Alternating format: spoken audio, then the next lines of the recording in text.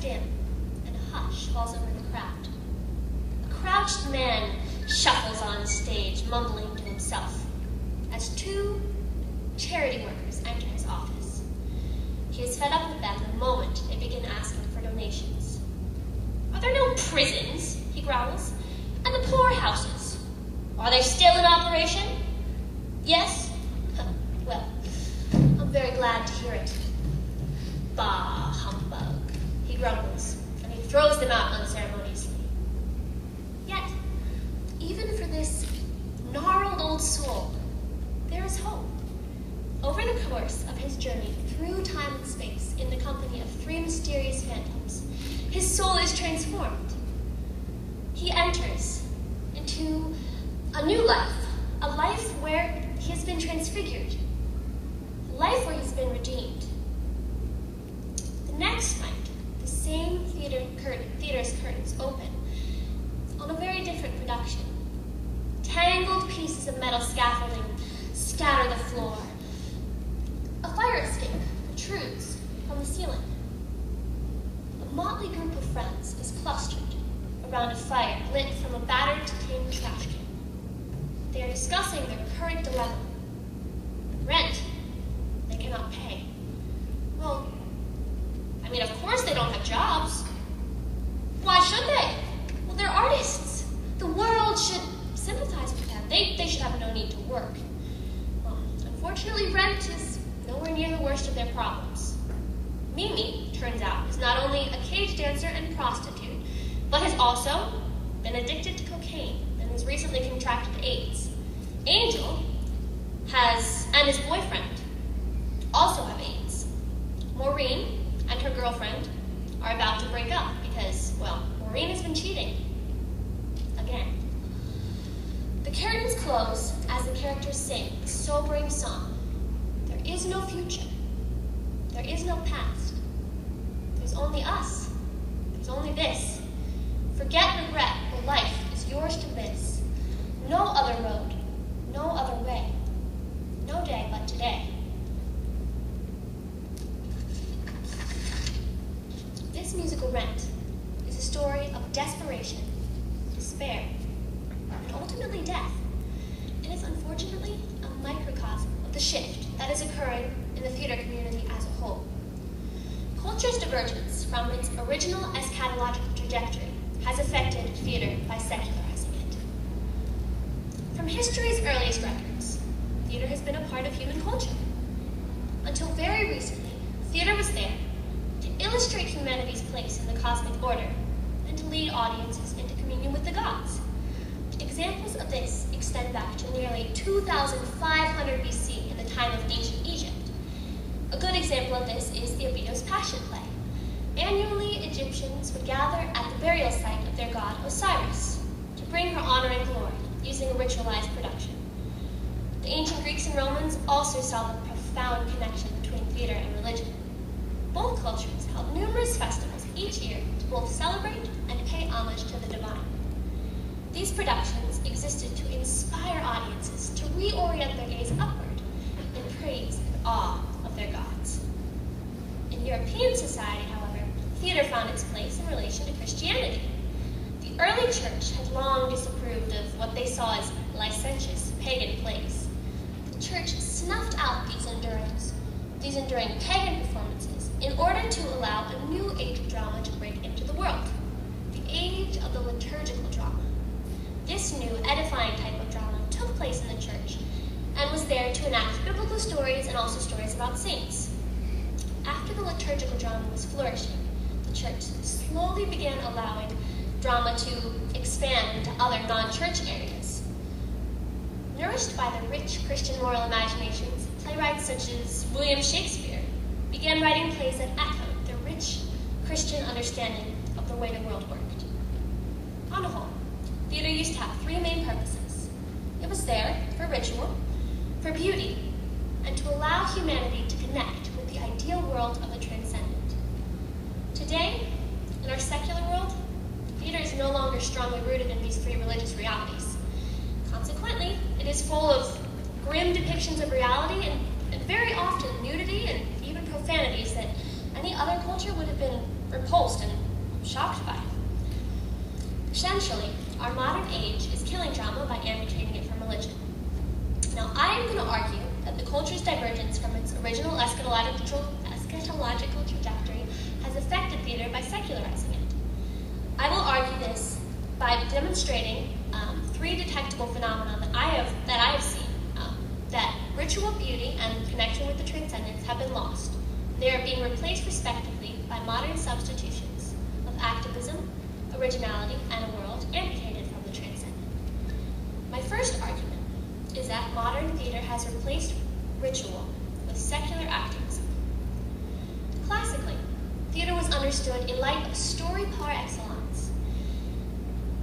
One type of activism today that theater is very full of is alternative lifestyle activism. This can be seen very clearly in the increasing feminization of theater today. As Eleanor Lentz and Barbara Meyerhoff wrote in their book, The Feminization of America, the feminizing influence is moving American society away from its more archaic ways of thinking towards the promise of a saner and more humanistic future. End quote. Homosexuals are increasingly finding their lives in theater because it has been emptied of its archaic ways of thinking and now is empty and is free to be ascribed whatever humanity wants. Homosexual activism is the underlying, if not main plot for countless productions today, Rent being an excellent example, as well as another popular musical, Spring Awakening. Both of these shows not only promote homosexuality, but they present it as truth, as a value that is something good. In his book, Search for Postmodern Theater, Interviews with Contemporary Playwrights, John L. DeCayton interviews a playwright Andrew Wilson. DeCayton comments on one of Wilson's plays by saying, quote, "But one of the things that I find so interesting is that homosexuality was presented as completely natural and in no way a problem for any of the characters." Wilson replies, "Well, that's because I've never seen it as a problem, and so it wasn't a problem." End quote. This is the taste of the practically universal attitude towards homosexuality in our theater today and in our culture. Our culture is so steeped in its secular ways of thinking that secular activism has become the new ritual of theater. Secondly, the true beauty of theater has been replaced with originality. In his BBC documentary, English philosopher Roger Scruton comments about the importance of beauty as a transcendent value for our lives. He says, quote, "Through beauty, we begin to understand our nature as spiritual beings." He points out, however, that today art has, quote, "become ugly and self-centered and offensive." He shows a great deal of contemporary art and comments, quote, "One word is written largely on all of these ugly things, and that word is me. My profits, my desires, my pleasures, and art has nothing to say except, yeah, go for it." Here he clearly illustrates that beauty is no longer present in artwork, present in artwork that is designed with secular specifications. He is arguing that unbounded originality has taken its place. In the name of originality, anything can be art, anything can be drama. This phenomenon is scarily reminiscent of The Feelies, which took place in The Brave New World by Aldous Huxley. The Feelies are movies with rather absurd plots in which the audience sits by passively and allows the feelings of the screen to waft over them. When explaining the rationale for these feelings, world controller Mustafa Mond says, quote, "We have sacrificed high art. We have the feelies and the scent organ instead. They mean themselves, and they mean a whole lot of agreeable sensations to the audience." Quote, "Here, true drama has been thrown to the wind, and a new, arousing, expendable type of drama has taken its place. Theater today, in our modern world, is well on its way towards this harsh reality as well, as it's being reduced to how much buzz it can create or how many statements it can make. Thirdly, I would like to argue that today's secular drama is no longer designed to draw humanity closer to the divine. On the contrary, it is there to do exactly the opposite. Today's theater causes the theater patron to be further immersed in this reality, the reality of sin, the reality of death, the secular reality. Classically, even in Shakespeare's time, drama was there to make earthly reality sacred.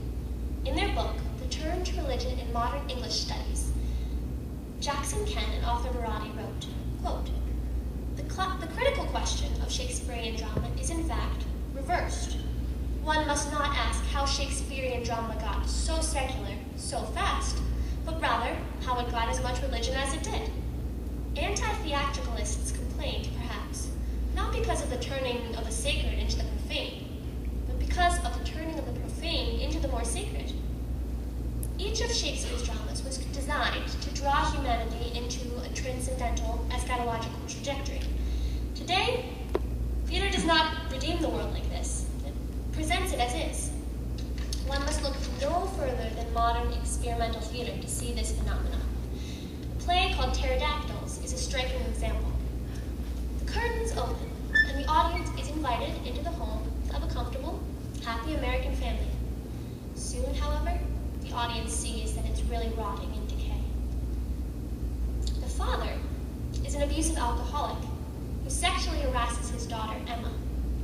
Emma's fiancé has recently contracted AIDS, similar theme to Rent, as a result of his secret affair with her brother. Emma, ultimately, goes into denial and goes deaf. Her father rapes her, she commits suicide, closing out the show. There is no inkling of hope presented in this storyline. None whatsoever. It's there to shock, to present reality, but these horrors of human life do not have a solution offered. Today, the entire world has become a stage, and therefore, now nothing is the stage. Because of these three observations, I have concluded that culture's divergence from its original eschatological trajectory has begun the secularization of theater. Now, some may criticize my arguments by searching out and pointing towards individual playwrights or performance troupes today who produce Christian or even theater that points towards transcendent realities. Now, they would use these examples as saying that my entire argument falls. In a study of this scale, it is important to look at the macrocosm. They are pointing towards individual points, yet these individual points do not throw off my entire argument. There will always be minute exceptions, but these minute exceptions will never begin to tip the scale. Others might point to evil depicted in pre-modern theater and say that there really hasn't been a change. Maybe they're saying, I'm being over-dramatic, and that there hasn't been a shift. I would argue that this breaks down at a very fundamental level. If you look back at the Romans and Greeks and even Shakespeare, all of their plays, of course there's evil in the storylines, but the evil is redeemed in all of their plays. As Christians, we know that even the most hateful, evil, decrepit things can have hope in them. You just have to look at the cross and you'll know that. So, my conclusion is clear. Secularism has saturated the world of theater. So, you might all be thinking, well, that's rather depressing. And I don't blame you. I find that we are in a very dismal predicament. But this is no reason to throw hope to the wind. There is real precedent that a new era of theater can be reborn. Just in the recent decades, atonal music dominated the world of music, crushing classical things. But now, people like Arvo Part have boldly come out and started composing new music in the order of the spheres, the music of the spheres. This is something that I hope we'll see on a wide scale in the theater community soon as well. Secular modernity is like a meteorite careening out of control towards Earth. It threatens to desecrate everything in its path, leaving nothing but a barren wasteland. Yet, something happens to a meteorite as it approaches Earth. It disintegrates. We must hold this notion close to our hearts as we go through our lives. The mangled absurdities of modernity are self-destructive. From within the ashes and the rubble, a new era of pre-secular theater is waiting to be